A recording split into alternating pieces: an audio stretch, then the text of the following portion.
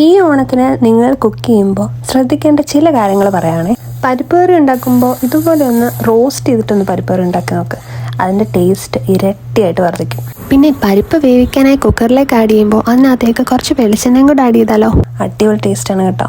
പിന്നെ ഓണത്തിനെ സ്മാർട്ട് വേയിൽ കുക്ക് ചെയ്യാൻ വേണ്ടി ഞാനൊരു എളുപ്പ വഴിയും കൂടെ പറയാവേ. ഈ പരിപ്പ് കറിക്ക് വേണ്ടിയുള്ള അരപ്പുണ്ടാക്കത്തില്ലേ നമുക്ക്, അതിലേക്ക് നമ്മൾ തേങ്ങയും കൊച്ചുള്ളിയും ജീരകവും പച്ചമുളകും കൂടാണ് ആഡ് ചെയ്യുന്നത്. ആ അരപ്പ് കുറച്ച് വെള്ളം ചേർത്ത് നീട്ടി അരയ്ക്കുമ്പോൾ അത് നമ്മൾ പരിപ്പ് കറിക്ക് ആഡ് ചെയ്യുന്നു. എന്നാൽ അതേ അരപ്പ് തന്നെ വെള്ളം ചേർക്കാതെ ചതച്ചെടുക്കുന്നതാണ് നമ്മൾ തോരനും അവിയലിനും ചേർക്കുന്നത്.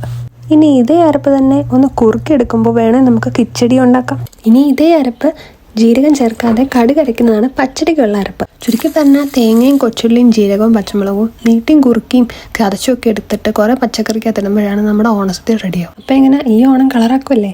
അപ്പോൾ എല്ലാവർക്കും എൻ്റെ ഹൃദയം നിറഞ്ഞ പൊന്നോണാശംസകൾ.